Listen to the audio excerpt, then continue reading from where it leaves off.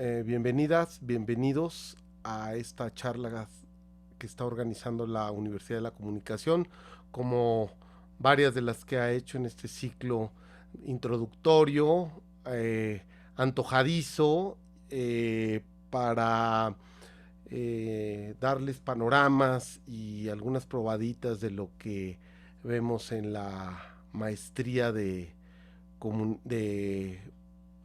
realización de documental que se lleva a cabo ahí en la Universidad de la Comunicación. Bueno, yo soy profesor ahí, me encargo de la parte de sonido y hoy el motivo de la charla, la idea de la charla es conversar sobre las potencialidades, digamos, la fuente de recursos que es el arte sonoro para la realización de documentales. Cuando hablamos de arte sonoro, ¿y por qué hablo de arte sonoro y no de diseño sonoro? Hablamos de una tradición muy vasta que se remonta pues a los orígenes mismos de las tecnologías de grabación y producción sonora. Se remontan por lo pronto a 1909, a 1916 están como los primeros manifiestos y postulados teóricos al respecto. Surgen de la mano de un movimiento de las primeras vanguardias del futurismo italiano, por ejemplo, Filippo Tommaso Marinetti o de Luigi Russolo, y de algunas expresiones también del futurismo, por ejemplo, ruso, los pioneros del documental como Siga Bertov fueron también teóricos, pensadores y prácticos de experimentaciones sonoras, y donde en estos primeros, digamos, asomos revolucionarios en el arte que están vinculados pues al surrealismo, al dadaísmo, al futurismo, las, digamos, los compartimentos perceptivos de las artes y estas, digamos, áreas aisladas que se tenían de las bellas artes clásicas se rompen, y en la que la pintura, el sonido, las artes plásticas, la música, la filmografía que estaba surgiendo, todas estas artes tradicionales y nuevas tienen mucho más diálogo, tienen muchas interacciones, tienen muchas sinergias y se piensan en artes totales, ¿no? En artes que que hoy conocemos como multimedia, que hoy conocemos como transmedia y que se conoce también como pues arte digital, live coding, todas estas mezclas donde se hablan de experimentos sinestésicos, donde se huele el sonido, donde se ve el audio, donde hay propuestas, digamos, experimentales para todos los sonidos. A esa tradición es a la que llamamos arte sonoro, y es en la que yo de alguna manera me formé o de la que provengo. ¿Qué hace un artista sonoro de profesor del diseño sonoro documental en la Universidad de la Comunicación? Bueno, es un misterio para mí también. Pau Montagud lo debe de resolver, pero qué bueno que sigue ese misterio, porque además de que me da el gusto de poder enseñar, pues es una chambita y eso siempre se agradece en estos tiempos complicados. Entonces, ¿qué hace alguien que hace arte sonoro como diseñador sonoro? Bueno, el diseño sonoro, lo voy a explicar más o menos rápido. El diseño sonoro es, digamos, una disciplina o un oficio dentro de los oficios de la producción cinematográfica o audiovisual, similar al de la fotografía, la dirección, la producción, la captura o grabación de sonido, el guionismo, está dentro de la cadena de producción de la cinematografía, ya sea de la cinematografía de ficción o de la no ficción, como es el caso de lo que conocemos como el cine documental. El diseño sonoro en principio se encarga de que el material que se grabó en las sesiones, ya sea de campo, ya sea cámara en mano, ya sea en foros, ya sea en espacios cerrados con los protagonistas o con los personajes de nuestro documental, eh, de alguna manera todos esos materiales sean editados, sean homogeneizados en sus niveles, que no se oigan unos más fuertes que otros, que los ambientes de distintos cuartos y lugares no sean demasiado bruscos, que las transiciones sean más o menos suaves, que no se percibe una cierta continuidad sonora de tomas que se hicieron probablemente en distintos momentos y en distintos escenarios. Que los archivos sonoros, cuando usamos archivos sonoros en un documental, o los footage, o los videos históricos, o los videos de videotecas o de cinetecas que usamos para eventualmente nutrir como fuentes, digamos, o como elementos para nuestro documental, también tengan la adecuada restauración, se afinen algunos defectos, es como la corrección de color un poco, ¿no? En la fotografía. Que las cosas adquieran una cierta personalidad de acuerdo a una estética que define quién, pues define el director del documental, o define el diseñador sonoro con el director, o define el diseñador sonoro si es que el director le dice al diseñador sonoro, hazlo como tú quieras, ¿no? Normalmente es el director con el diseñador sonoro quienes toman la decisión de qué tipo de estética sonora se va a manejar.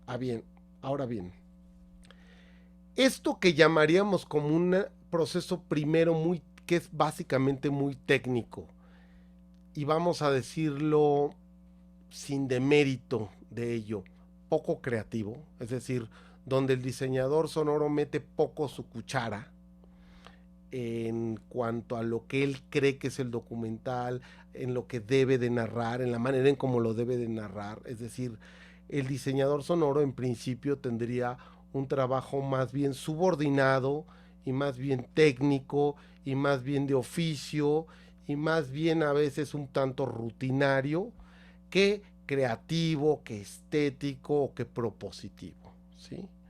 En ese sentido, el trabajo del diseñador sonoro está condicionado a otros procesos y en muchos de los casos, debo decirles, ni siquiera se le destina mucha atención y por lo tanto mucho presupuesto, ¿sí? En buena medida el trabajo del sonido en documental se refiere básicamente a dos momentos. Al momento de la grabación, para que esa grabación quede limpia, para que si se usaron micrófonos lavalier o micrófonos de boom ultradireccionales, que son los más comunes, queden bien apuntados, que el nivel de reverberación o de fuentes de ruido externas estén más o menos controlados, que el sonido que llega directo a la cámara frontal pues apunte directamente a la voz, que la voz sea clara, es decir, que este proceso de grabación sea lo más fiel, lo más limpio y lo más funcional. Ese es un momento. El otro momento es en la postproducción, cuando ya se está editando, cuando ya se eligieron, digamos, el corte de lo que va a quedar como historia. Entonces llega el diseñador sonoro a hacer dos cosas: a nivelar los audios, a comprimir los audios, a que más o menos tengan el mismo volumen, como les había dicho, y eventualmente viene el tercer trabajo, que es el de ponerle música o la musicalización y crear algunas transiciones, crear algunas ambientaciones sonoras y musicales. Entonces, tenemos por un lado algo que es arte sonoro, que es una tradición del arte contemporáneo a partir de las primeras vanguardias, y tenemos por el otro lado el diseño sonoro, que es, por decirlo así, un oficio que es parte de la cadena de producción y del flujo de trabajo de creación y producción de un documental. Hasta aquí más o menos claro estas diferencias. Tenemos algún... Yo aquí en la ventana de chat voy a ir atendiendo algunas de sus preguntas. si las van planteando. A lo mejor no lo hago instantáneamente, sino las voy ordenando en una lista, por decirlo así, de comentarios. Y obviamente en algún momento hacia unos 10 minutos antes o 15 minutos antes de terminar la charla, si les parece, abrimos un espacio también para sus comentarios, preguntas, sobre todo sus preguntas, y poder darle un espacio a ustedes y a sus inquietudes. Entonces, bueno, continúo. Teniendo claro esta diferencia entre lo que es arte sonoro y lo que es diseño sonoro, quiero introducir un tercer concepto, que es el de la importancia del sonido en el cine y que le da sentido a esto que yo puse en el título como los modos de mirar a través del sonido. ¿A qué se referirá esta idea un tanto esotérica, un tanto misteriosa que les propongo? Algo realmente muy sencillo y que es de comprobación inmediata para cualquiera de ustedes que quiera experimentarlo. Y se trata de que cuando nosotros el sonido, lo que trata de decir la audiovisión y esta idea de que nosotros no solo vemos una película, nosotros decimos fui a ver una película, pero en realidad la vamos a oír y ver. Esto que es tan estúpidamente obvio, en realidad parece y pasa inadvertido en la apreciación y en la crítica cinematográfica, y luego no nos damos cuenta de cómo vemos una película distinto si el sonido cambia. Cuando decimos que los modos de mirar cambian con el sonido, quiere decir que si a nosotros nos ponen una banda sonora distinta, lo que vemos es distinto. Sí, ahí está el blanco, ahí está el azul, ahí está la figura, ahí está la forma, ahí está la persona corriendo, ahí están las imágenes tal cuales, pero la interpretación perceptual que hacemos de la secuencia de acciones, la vivencia del tiempo, del encadenamiento de las acciones, de la narración audiovisual, cambia completamente con el sonido. ¿Sí? Si nosotros ponemos una escena X de un tipo caminando por la calle, de espaldas o de frente, y a esa música le ponemos un jazzecito, un bebop ahí ligero y un poco, vamos a llamarle así, festivo, la sensación que nos va a dar esa escena es de un tipo que va cantando casi que Singing in the Rain, va platicando, nos va a dar la idea de algo casual, ¿sí? Si a esa misma escena le damos un sonido de unas cuerdas agudas, chillonas, tensas, con acordes disminuidos, de tensión, nos va a dar la sensación de terror. Esto es completamente obvio, y hasta un poco van a decir, bueno, oigan, esto es una charla para maestría o para kinder. Bueno, es para maestría. Lo que pasa es que quiero empezar con un ejemplo muy evidente de a qué me refiero con esto de que si nosotros vemos una escena con un sonido o con otro, esto cambia radicalmente. Está completamente comprobado. Hay muchos, digamos, ya a estas alturas, experimentos, libros, documentales que hablan de la importancia del sonido en el cine, ¿sí? Ahora bien, ¿cómo funciona el sonido en el cine documental cuando no estamos creando historias de ficción?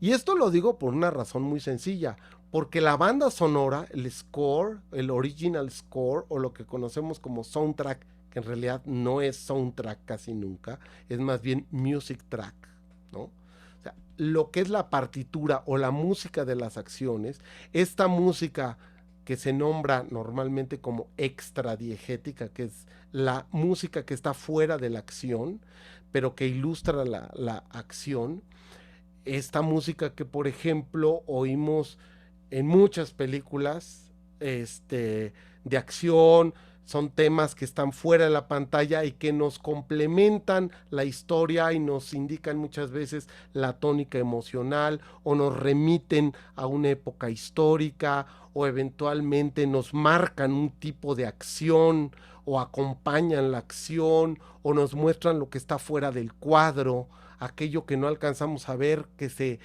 expresa a través de la música, aquello que no llega a estar en los diálogos ni en la palabra. Bueno, todo ese ambiente musical pertenece y se ha desarrollado básicamente en el cine de ficción, ¿sí? Entonces, ¿cómo funciona la música en el documental? Ese es uno de los temas y una de las, digamos, grandes áreas de trabajo para el documentalista contemporáneo, para pensar y para practicarlo.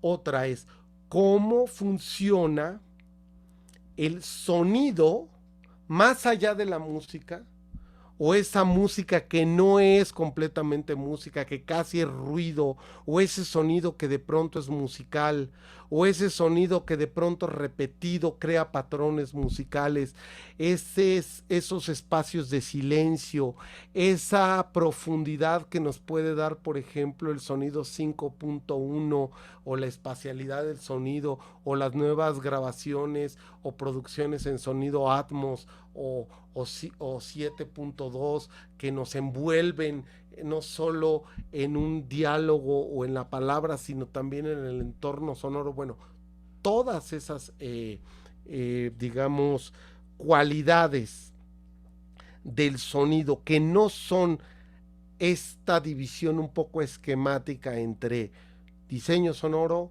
musicalización sonora, grabación sonora, es lo que yo quiero proponerles como espacios de oportunidad, de exploración y de experimentación para que el documental siga de alguna manera encontrando nuevas formas expresivas y donde ustedes puedan, como futuros directores, crear como sellos personales a partir del desarrollo de ciertos modos de producción, de ciertas estéticas o de ciertas capacidades expresivas. O sea, yo lo que digo es que el arte sonoro es una herramienta para crear e innovar en el documental y crear nuevas formas de expresión personal como directores.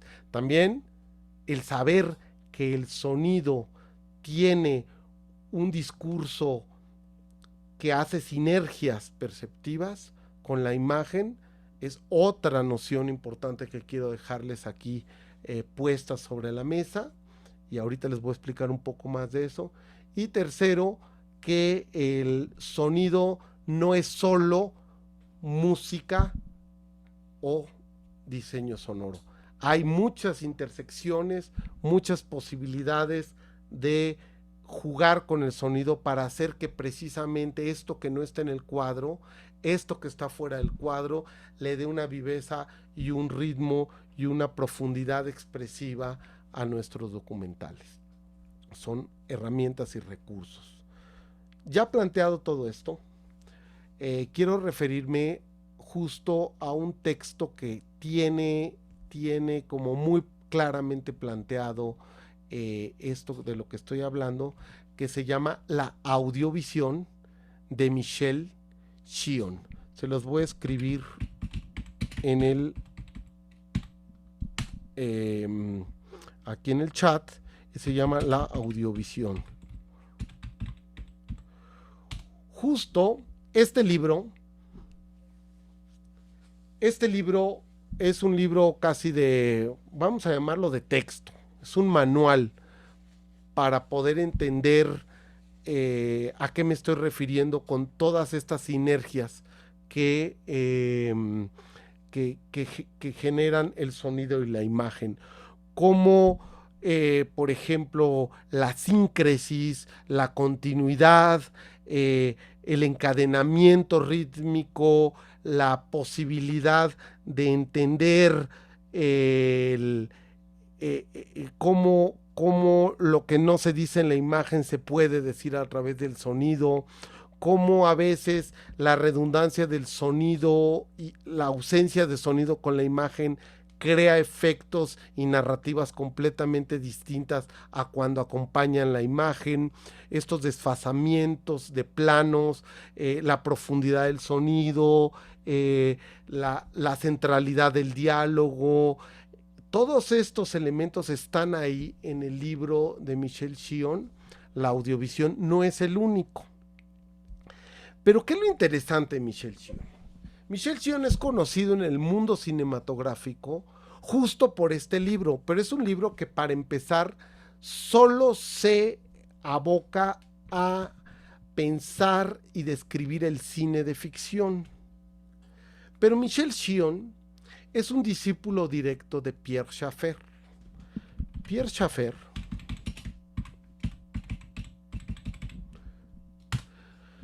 Pierre Schaeffer fue un ingeniero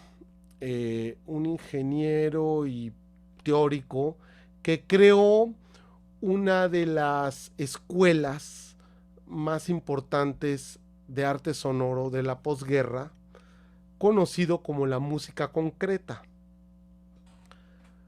La música concreta es, digamos, un momento en donde la tecnología comienza a formar parte directa de la creación artística y de la creación musical, donde la cinta magnética se vuelve un instrumento musical, una superficie para inscripción y para expresión artística, donde el micrófono, donde la grabadora, donde las tijeras que cortan la cinta y reordenan y repiten y graban y regraban fragmentos sonoros, se convierten en, digamos, en un arte en sí mismo, que desafía todas las consideraciones previas teóricas acerca de la música, donde la música concreta de alguna manera prescinde de la partitura, rompe esta idea de ejecutante y de público, porque el ejecutante, el grabador, el protagonista de las historias, por llamarlas así, o de las composiciones sonoras, pues son los ruidos de la cotidianidad, ¿no? Sonidos como el de una tapa cayendo, el ladrido de un perro, un ferrocarril, los pasos, se vuelven parte de la composición musical, y es algo que, por ejemplo, en los años 60 con el rock, por ejemplo, es parte de, no de soundtrack, sino de grabaciones como todas las grabaciones que hizo Pink Floyd. Pink Floyd utiliza mucho ruidos concretos y digamos, procesos y técnicas que vienen de la experimentación de la música concreta. La utilizan, por supuesto, los Beatles en piezas icónicas experimentales como Revolution Number 9. Es decir, toda esta música experimental de los años 50, básicamente, todo esto empieza en 1948 con el famoso concierto de los ruidos en octubre de 1948 con Pierre Schaeffer, que es un concierto con grabadoras y básicamente y micrófonos. Toda esta escuela y toda esta forma de llamarle a la música concreta, tiene, digamos, luego un uso y una apropiación más popular y más masiva con el rock más experimental y progresivo de los años 60 y 70. Bueno, Michel Chion es discípulo directo de Pierre Schaeffer, y antes que ser crítico de cine y teórico del cine, y que tiene libros como El cine y sus oficios, y tiene acerca del guión, cómo escribir un guión, él en realidad es un estudioso y discípulo de la música concreta y del sonido. Él es llamémoslo así, un acusmático. El acusmático o la música acusmática es una forma de llamarle también a la música concreta, que es esta música no descriptiva, esta música no narrativa, esta música que normalmente prescinde de todas las notaciones y de las estructuras musicales normales, para crear paisajes sonoros, crear experiencias sonoras con sintetizadores, con ruidos grabados, con ruidos procesados o con instrumentos o dispositivos de generación de sonido inusuales, ¿sí? Piezas plásticas que generan sonido, grabadoras en distintos lugares conectadas al mismo tiempo, transposiciones de diálogos, juegos entre distintos idiomas, juegos de voces, juegos donde una cascada, un ferrocarril, un perro son parte de la orquesta, ¿sí? Todas estas experiencias que no están referidas básicamente más que a la experiencia en sí de escuchar. La música acusmática viene de, digamos, los acusmáticos, era una forma de llamarle a los pitagóricos. Los pitagóricos, esta, digamos,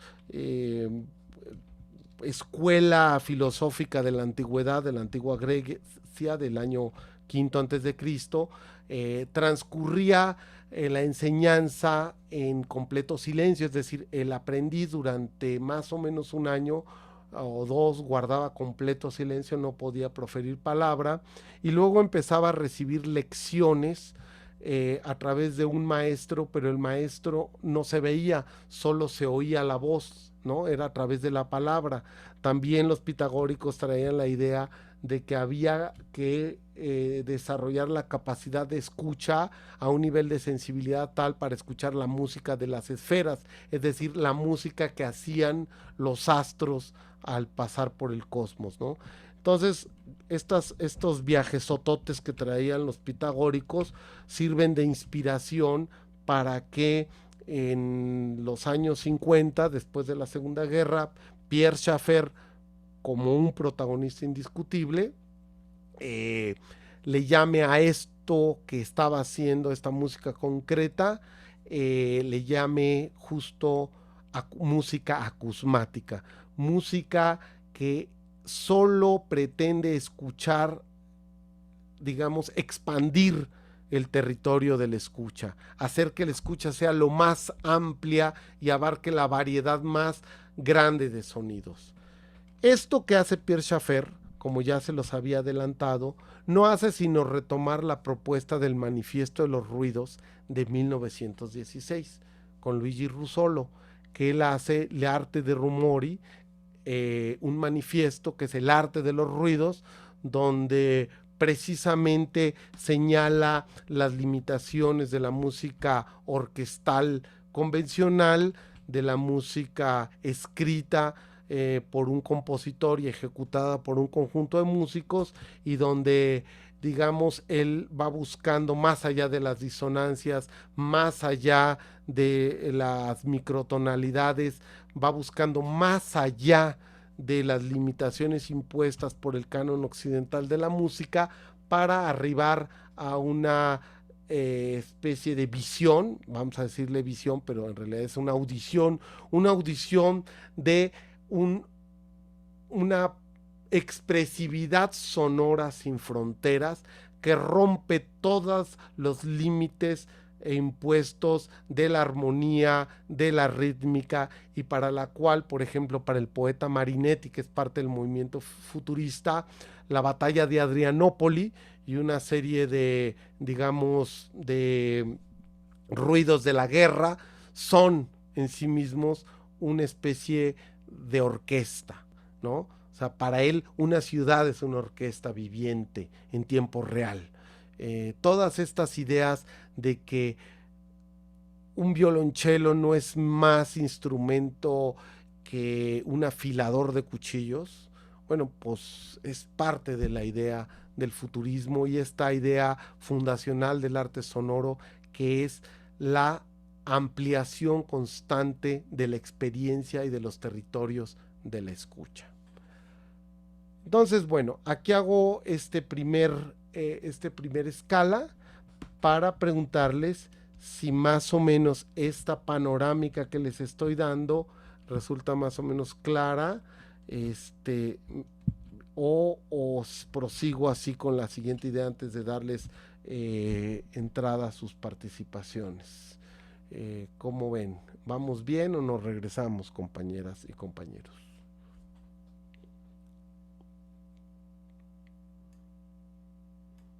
Venga, muy bien.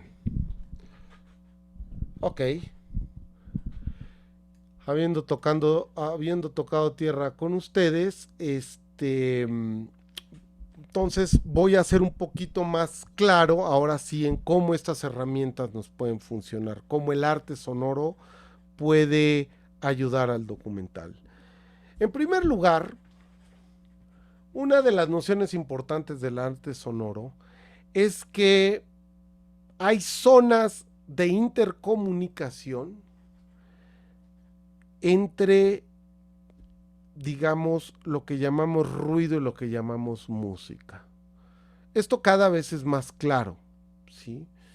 Esto que hace un siglo era una idea profundamente revolucionaria, ahora pues es parte, yo me atrevería a decir, incluso de la industria de la cultura y de la industria de la música, ¿sí?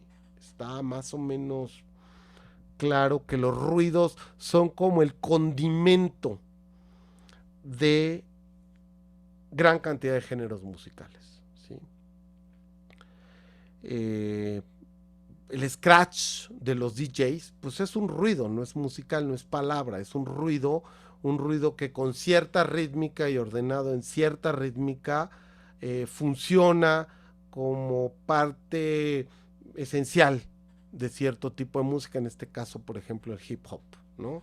Eh, las tornamesas como instrumentos musicales, como a cargo del disc jockey que crea scratchings y crea patrones rítmicos, bueno, pues se considera que el disc jockey es una especie de músico que trabaja con cortes.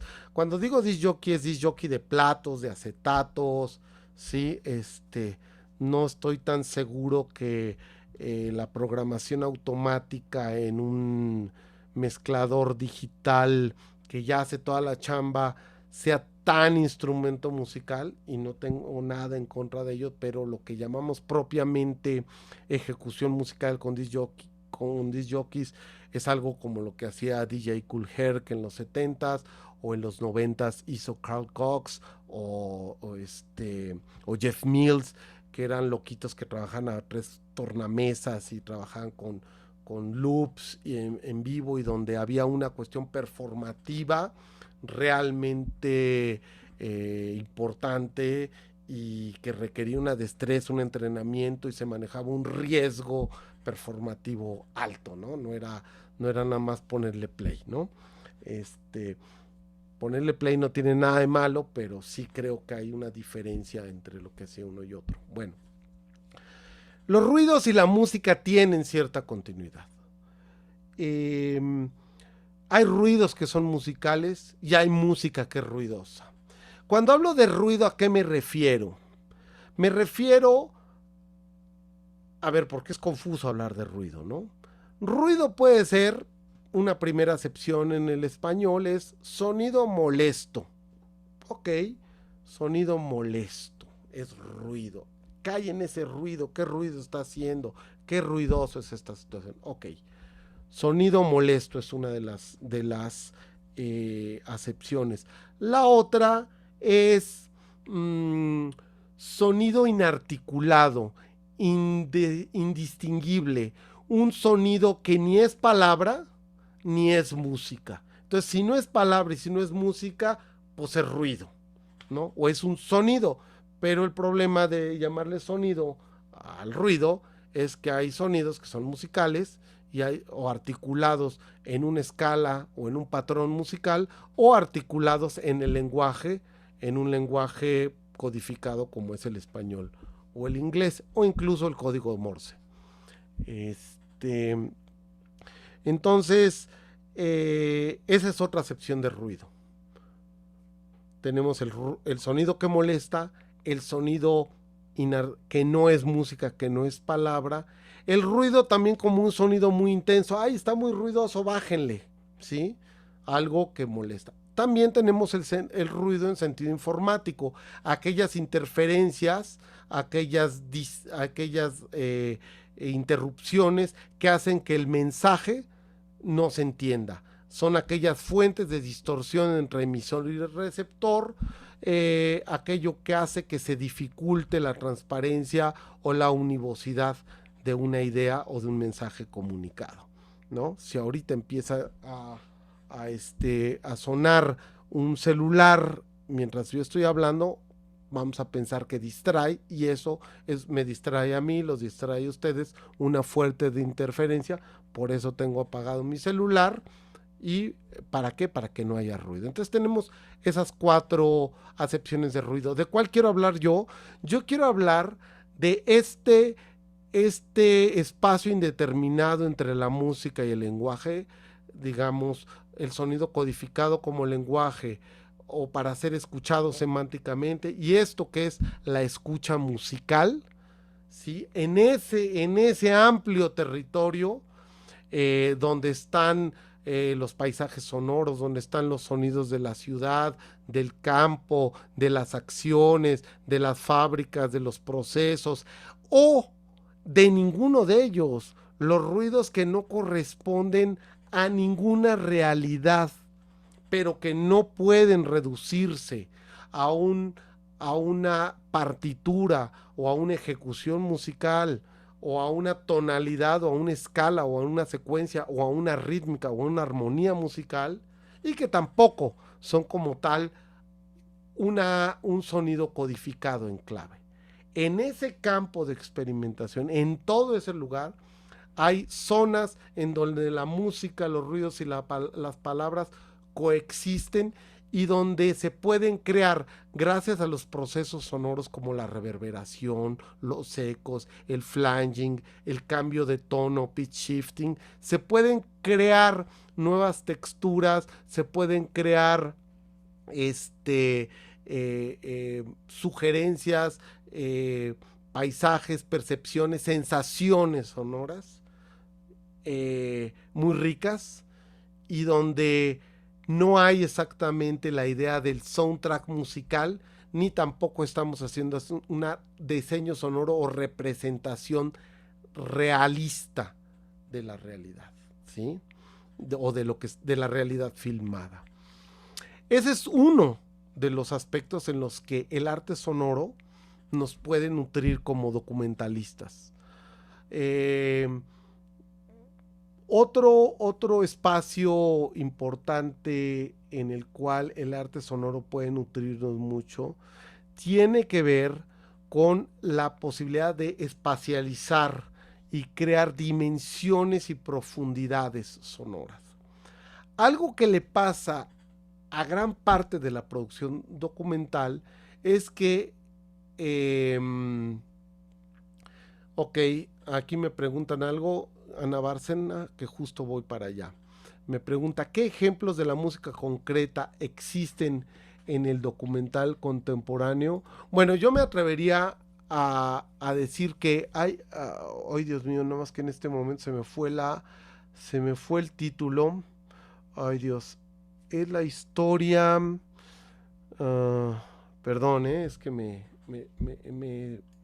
ahorita lo apunto, ahorita lo anoto y ahorita les doy el dato justo de este último documental que me llamó mucho la atención, sobre cómo se utiliza la música concreta en el documental contemporáneo, y es una película mexicana, por cierto, sobre víctimas de la violencia y víctimas del crimen organizado, que usan rostros cubiertos con medias, ya no me acuerdo cómo se llama la película, ay Dios mío, soy malísimo luego para estas cosas de la memoria. Exactamente, La Libertad del Diablo, Ana, sí, efectivamente. Esa es un muy buen ejemplo de cómo se crean ciertas texturas, que no son exactamente musicales, que no son exactamente ruido, que no son exactamente el sonido ambiente, crean atmósferas crean un entorno sonoro ciertamente opresivo, ciertamente por momentos asfixiante, que no se refiere realmente a nada, ¿saben? Que no es que realmente corresponda punto por punto a lo que conocemos en el canon clásico como música de terror o de angustia. Es una música muy abstracta, muy indeterminada. Curiosamente le llamamos concreto algo que en el fondo es abstracto. Concreto en el sentido de que tenemos un contacto casi háptico con el sonido. No está mediado por representaciones ni por codificaciones. A ver si no estoy siendo demasiado filosófico. Es que soy filósofo, entonces luego me gana la choromanía y me gustan estos pinches terminajos ahí medio, medio rebuscados, pero yo sé que ustedes son gente aquí en la Universidad de Comunicación con lecturas y con gusto por la abstracción y estas aventuras de pronto del pensamiento. Entonces sigo con la idea. Son ideas, son sonidos que como no estamos tan acostumbrados ni los tenemos tan relacionados en nuestra consumo audiovisual común, como no están codificados, clasificados, entonces nos llegan directo. No los mediamos, no los interpretamos, no tenemos casilleros predeterminados o etiquetas, ¿sí? Y entonces hace que el sonido llegue directo, ¿sí? Llegue sin mediaciones. Y nos creen sensaciones muy subjetivas. Entonces creamos experiencias de escucha y de visión muy personales, ¿sí? Se establecen experiencias personales y a lo que a algunos les genera tristeza, a otros les genera angustia, a otros enojo, a otros alegría, a otros todo, a otros reflexión, a otros paz, en fin. Esto permite que haya una libertad de interpretación perceptiva, ¿sí? Y que estemos como menos prisioneros de algunas casillas. Esas son algunas de las ventajas que tiene el producir, digamos, propuestas innovadoras o no codificadas. Alguien que ha hecho mucho de esta experimentación sonora, materia recurrente de sus piezas, es precisamente en los documentales de Werner Herzog. En los documentales de Werner Herzog le da un espacio muy importante al sonido y muchas veces en segundo plano crea sonoridades y deja, por ejemplo, en estas películas que tiene sobre lava, sobre los volcanes, nosotros vemos cómo deja que el sonido mismo de la lava sea protagónico, ¿sí? En Lo and Behold, por ejemplo, en esta historia que hace sobre los orígenes de la computación y de cómo, digamos, esta telaraña, este neocórtex de la red se ha ido creando, a veces deja que los sonidos de la red, de los teclados, cobren una fuerza inaudita, o a veces ilustra y deja que las imágenes de la red se acompañen de estas sonoridades concretas, estas sonoridades que no son producidas por una orquesta o por un sintetizador, sino que son los mismos sonidos del montaje, que a veces fueron como las obras del sonido o estos sonidos accidentales que son la materia prima para nuevas composiciones. Otro ejemplo que les puedo poner es esta, creo que se llama En el hoyo, en la que Leo Heilblum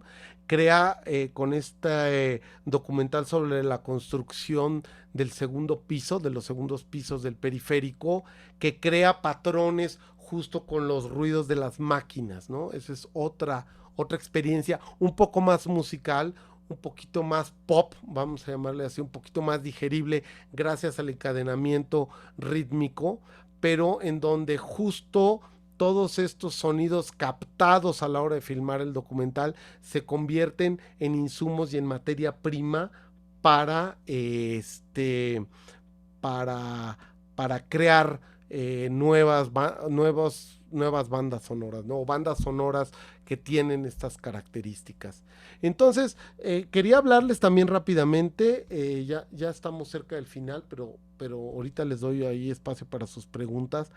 Eh, la idea de espacialidad es importante porque ahorita las tecnologías de grabación y los micrófonos nos están permitiendo grabar, por ejemplo, con sonidos ambisónicos.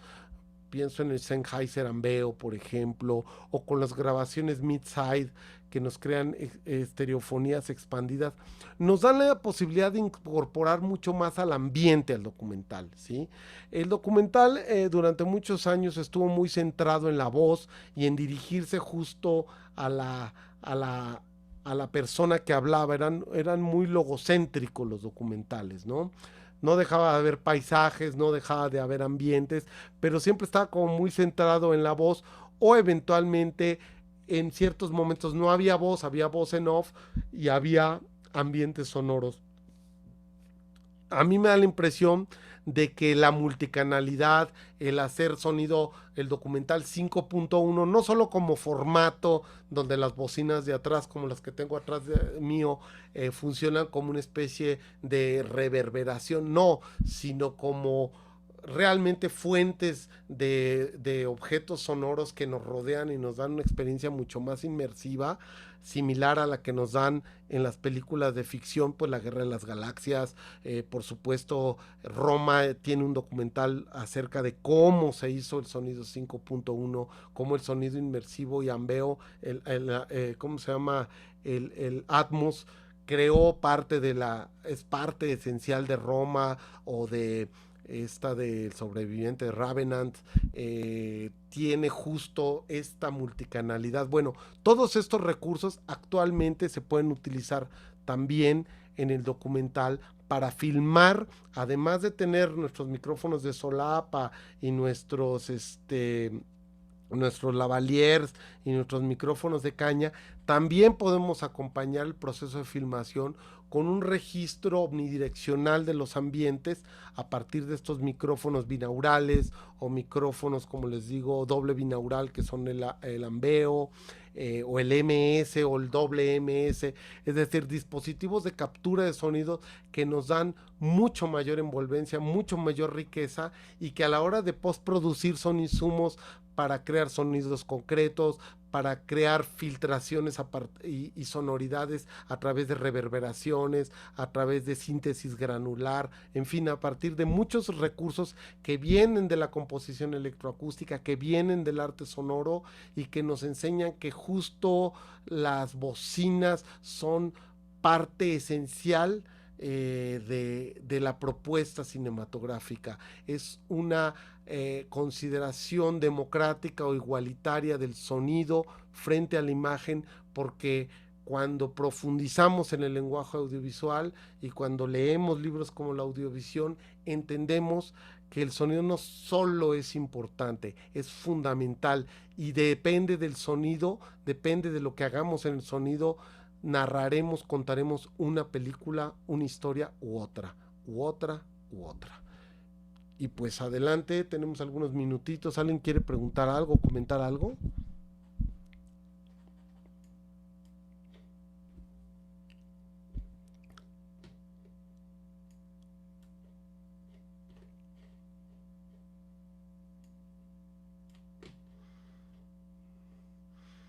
A ver, ¿alguien? No, nadie.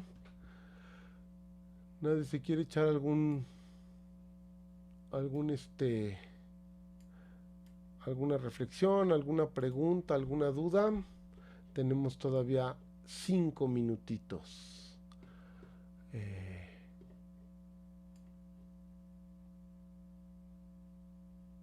pues veo puras. Hola, Hola, ¿quién? ¿cómo estás, Emiliano? Por acá, Stephanie. Hola, Stephanie, ¿cómo estás? Bien, pues mira, yo estoy armando un proyecto, una serie documental que habla sobre la conservación de tortugas marinas en el estado de Baja California. Ujú. Entonces, por ahí, digo, me interesó la charla, hace ratito que la vi, me quise involucrar porque quiero meter algunos sonidos del mar, ¿no? Y creo que tiene que ver con esta parte que hablabas tal vez un poco entre el ruido o la parte más del arte sonoro, ¿no? Ujú. Entonces, nada, me gustó ese concepto y pues creo que me ayuda, me da un poco de luz también por ahí. Entonces, agradecerte y preguntarte tal vez si tienes alguna experiencia con la integración de sonidos de animales o ruidos de... Por ahí iría mi pregunta. Sí, claro. Mira, en primer lugar, decirte que como parte del arte sonoro existe toda una escuela, digamos, de captura de sonidos, o sea, todo el registro de sonido y de paisajes sonoros es una de las expresiones, sobre todo se desarrolló en Canadá con Murray Schafer y él escribió un libro importante que se llama The Tuning of the World o la afinación del mundo. Y da algunas nociones importantes y tiene toda esta idea del ambientalismo, es un pionero de la ecología acústica, al mismo tiempo que Barry Truax, uno de sus discípulos, es el inventor de la síntesis granular, que es trabajar con samples y con cachitos, digamos, microsamplings o como granitos de sonido para componer texturas sonoras. Pero parte de esta escuela, digamos, de grabación, tiene que ver con qué tipos de micrófonos se pueden utilizar, ¿no? Uno de los micrófonos que te puede resultar muy interesante son los llamados hidrófonos, ¿sí?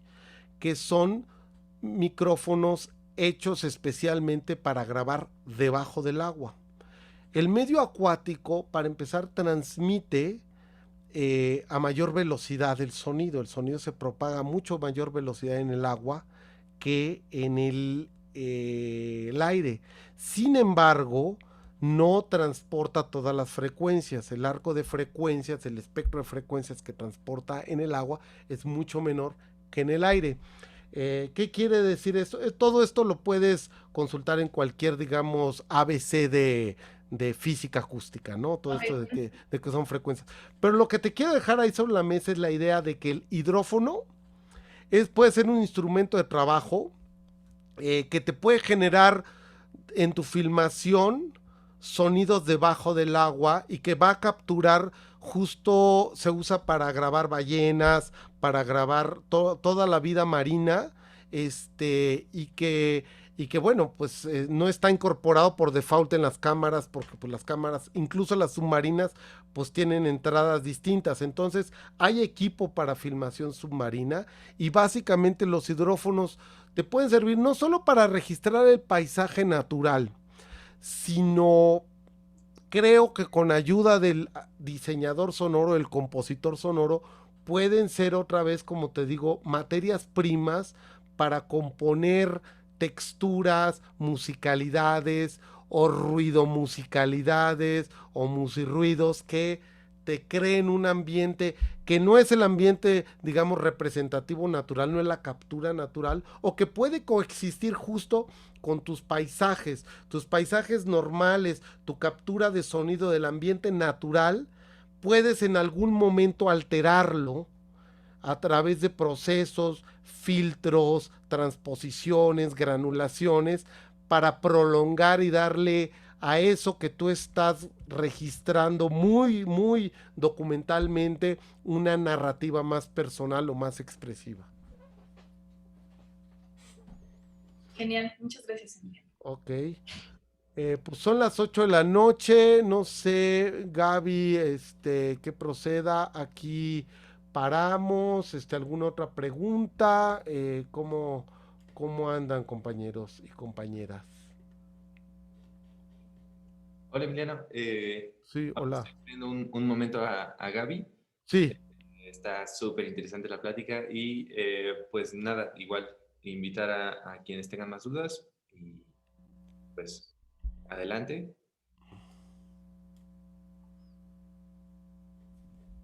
¿alguien más por Yo, ahí?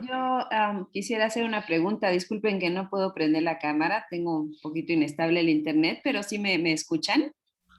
Sí, nada más, ¿quién eres? Soy Ana Ana. Bárcenas. Hola, Ana. Hola. Yo también encuentro muy, muy interesante la charla y a mí me interesa mucho toda esta exposición que has hecho acerca de, pues, como los modelos experimentales, ¿no? Para el diseño sonoro. Y no sé si haya, yo estoy pensando como también en, por ejemplo, todo lo que es el cine experimental, ¿no? De Stan Brakhage y de esta gente, ¿no? Entonces, de repente me surgió una duda si, por ejemplo, en estos cortometrajes o interludios, digamos, experimentales que no tenían que ver con la imagen realista, sino pues con toda la experimentación en el filme, ¿cómo, o sea, si hay como un parangón, digamos, auditivo, o sea, como música experimental, o se hizo o realizó música, bueno, diseño sonoro experimental para ese tipo de películas, por ejemplo? Sí, por supuesto. Bueno, una de las primeras experiencias, la primera pieza de, llamémosle, de radioarte o de música concreta es de 1927 y se llama, ay, Dios mío, es de 1927. Es una pieza que utiliza justo el carrete fílmico, pero solo usa la parte sonora y la edita. Weekends se llama, de Walter Ruttmann, ¿sí? Él pertenece un poco a la escuela Bauhaus, de estas primeras vanguardias. Entonces, ya desde el principio, esta idea del bricolage, de recortar la cinta, de usar el carrete en un orden no secuencial para juntar distintas impresiones sonoras que son parte, digamos, de estas expresiones experimentales a las que te refieres, donde pegan varias veces y hacen loops y donde transponen y donde cambian la velocidad, donde se graban distintos sonidos y se mezclan eh, con estas estéticas de patchwork. Bueno, pues ahí están ya puestas desde el principio están estos vínculos entre el montaje sonoro y el montaje audiovisual, ¿no? El montaje no secuencial, el montaje no lineal, el montaje aleatorio, el montaje que busca asociaciones insólitas entre sonidos y imágenes. El otro que hace arte sonoro como tal es el propio Siga Bertov.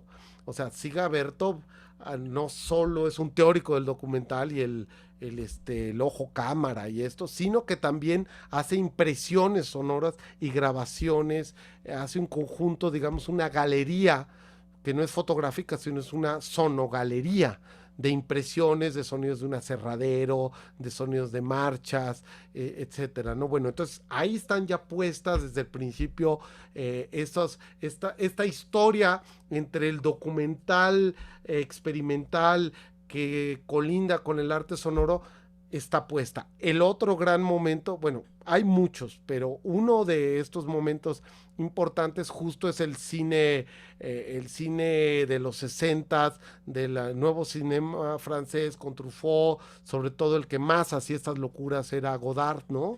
Donde hacía transposiciones de sonido, imagen, sonido concreto, imagen sin sonido, disociaciones entre la banda sonora y la secuencia fotográfica, imagen fija, loops, todas estas transposiciones y por supuesto, por ejemplo, cosas como las que hace Laurie Anderson en los 70s, en Nueva York, o sea, toda la escuela en Nueva York de los 70s, justo trabajan estas formas no lineales, estas formas extendidas, estas formas en las que se trabajan el sonido y la imagen, pues eso, como formas experimentales y como experiencias en sí mismas no relacionadas con la narración de una historia tal y como la conocemos, ¿no? ¿Y conoces algún artista contemporáneo que haga eso mismo con sonidos en el cuerpo, por ejemplo, del cuerpo? Bueno, Perdón, es que justo fue no, por sí, ahí. bueno, a ver, el primero, yo te diría, uno que hace esto es Demetrio Stratos, ¿sí? Demetrio Stratos es un artista de un grupo de rock italiano, pero que hace un disco de pura música, vaya, de hecho hace una interpretación de los mesósticos de John Cage, ¿no? John Cage es importantísimo en esta historia porque él viene, digamos, él trabaja un poco la música concreta, el radioarte, es una cosa que va más allá de la música, es una experiencia creativa que rebasa y rompe todos los moldes de la música. Una de sus piezas se llama Mesósticos y una de sus interpretaciones, porque Mesósticos tiene la característica de que es una especie de palabra descompuesta, es un letrero estilizado y que se vuelve una partitura para que el cantante la interprete ad libitum, ¿no? Entonces, una de las expresiones más espectaculares por su registro tonal, por su capacidad enorme de expresividad, era la de Demetrio Stratos. Hay un libro publicado por Janet El Jaulí, aquí en México en español, lo publicó justo con Aculta, que se llama Demetrio Stratos en busca de la voz música. Y no solo es un libro que cataloga todas las y hace una crítica y una revisión y visita la obra de Demetrio Stratos, sino que incluso contiene un disco compacto donde están todas estas experimentaciones vocales. Hay muchos, mira, hay todo un género que se llama la poesía sonora, la poesía concreta. Justo esto empieza con Hugo Ball y la Ursonata en 1900, otra vez en las vanguardias, en los 20, ¿no? Y esto pertenece al movimiento dadaísta, que son estos lenguajes que son nuevos lenguajes, ¿no? Que son entre voz y música. Bueno, pues todas estas experimentaciones vocales se desarrollan en los 60, 70 como artistas como Henri Chopin. Los rusos también hacen toda una escuela de poesía sonora donde trabajan con la grabadora, el micrófono. Los cut-ups de William Burroughs son también otra desde el lado gringo, digamos, expresiones de esta poesía sonora donde el sonido del cuerpo, la voz corporalizada, la voz estirada, la voz comprimida, la voz exhausta, la voz agónica, la voz del ahogo, la voz del grito, la voz de la exploración de las texturas. Y te puedo decir incluso el cantante de Faith No More, Mike Patton, tiene discos que son de pura experimentación sonora, donde, bueno, en una de esas el micrófono se lo mete casi como la paroscopía, ¿sabes? O sea, Claro. hace cosas realmente extrañas y extravagantes y lleva al extremo, se graba parado de cabeza para que entonces su voz esté forzada de distintas maneras. O sea, sí hay como muchas posibilidades de la expresión corporal que están profundamente ligadas a la voz, ¿no? O sea, sí, también están los sonidos de pegarse en el cuerpo, etcétera, pero son sonidos casi siempre percutivos y eso incluso se remonta a tradiciones de pueblos originarios en África, etcétera. O sea, también eso existe desde siempre, ¿no? Pero que lo toman o retoman en la expresión contemporánea. Bueno, pues por ahí estaba Jorge Reyes, que hacía sonidos con el cuerpo, ¿no? No es el único, y lo hacía en clave muy musical y no tan experimental, o no tan, vamos a llamarle así, más encadenada una experiencia musical que una experiencia ruidista. Muchas gracias, Emiliano. De nada. Ok, Arturo Pulido por aquí pone y comenta que hicieron una película que se llama Indocumentados sin Miedo, que espera la vean y nos digan qué tal nos quedó. Muy bien. ¿Qué nos puedes comentar, Arturo, sobre esta? ¿Cómo funciona el sonido en Indocumentados sin Miedo? ¿Qué nos puedes adelantar al respecto? ¿Sí me escuchan? Sí, señor.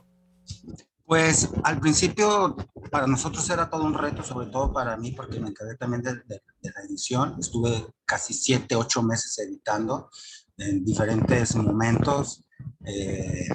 Pues sí, el orden, ¿no? La lógica de editar bien los audios, de limpiar todo ese material en bruto que registramos, pulirlo y después viene pues el proceso de crear pues una textura atmosférica sonora que no tanto correspondiera como a un efecto videoclip que muchas veces muchos directores o muchas películas ya recurren tanto a música convencional que que a veces la música se sobrepone sobre la imagen, ¿no? Porque la música tiene, pues, reverencias históricas o no sé, las han escuchado tantas veces en la radio que se les genera ya cierto dinamismo. Entonces, también al no contar con derechos de la música y tener que pagar tanto dinero por querer usar cierta música original o de autor, pues nos vimos en la necesidad más que nada de empezar nosotros a inventar nuestra propia atmósfera sonora. Y eso nos tomó más tiempo de lo que creíamos, porque no es tan fácil. Y aparte de que no somos músicos y no tenemos como que la escuela de cómo crear desde cero música, pues estuvimos jugando con atmósferas, ¿no? Con ritmos, loops, toda esta parafernalia de la música la metimos ahí. Nos dedicamos y pues a lo que quedó muy bien, nos fue muy bien en varios festivales. Yo no quise meter el crédito en todo porque me daba pena, ¿no? No, pues este muchacho hizo todo, pero la misma eh, AMAC nos pidió los datos de quién hizo cada cosa, pues si queríamos participar en los Ariel. Quedamos nominados al Ariel. Esto es un golpe de suerte, nos tardaron 7 años en hacer la película.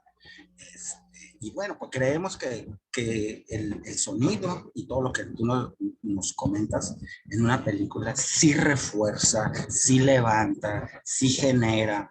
Y pues uno tiene que experimentarlo, ¿no? Desde su trinchera, ¿no? No tenemos una sala 5.1, una sala 7.1 que por lógica y por ley te exigen ciertos parámetros, pero pues como pudimos hicimos las cosas bien, aprendimos a hacer un DCP, aprendimos a hacer los transfers a 7.1 y sonó muy bien en la Cineteca de México y en la Cineteca de Tijuana y en varios países.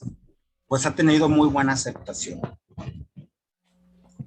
Pues muy bien, Arturo, pues con esto lo único que me queda a mí comentar es que a veces la precariedad nos impulsa, nos forza a utilizar la imaginación y a utilizar otros recursos. Entonces, bueno, esta precariedad que no es que sea deseable, pero que al final son condiciones como cuando en un taller de escritura nos dicen, bueno, ahora creen una historia con puros vegetales, ¿no?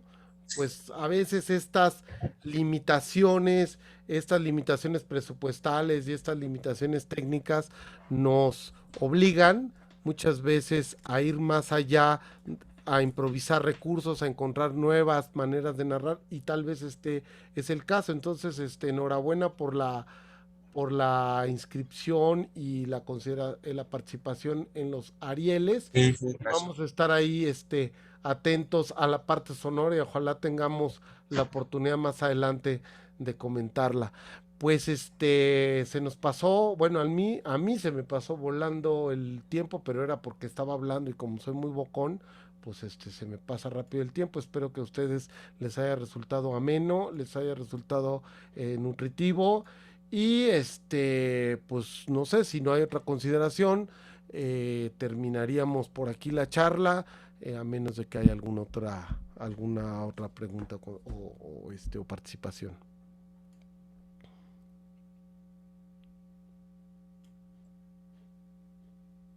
Muchísimas gracias, Emiliano. Ha sido una plática súper interesante, muy ilustrativa de cómo de todas las formas en las que podemos experimentar el sonido en el cine y experimentar con el sonido, ¿no? Para hacer un producto audiovisual. A todas y a todos les agradecemos su presencia en esta charla, su participación. También salieron cosas muy interesantes, dudas, y creo que eso enriquece mucho más este tipo de pláticas, este tipo de encuentros. En nombre de mi compañera Gaby de la Universidad de la Comunicación, les agradecemos a todos, esperamos que tengan una excelente noche y nos vemos en la siguiente charla. Estén ahí al pendiente en nuestras redes sociales, en Facebook, en Instagram, en YouTube, y para que puedan estar enterados de qué es lo que viene para todos ustedes. Cuídense mucho, que pasen una excelente y muy bonita noche. Igualmente, suerte a todos. Chao, un placer. Realmente.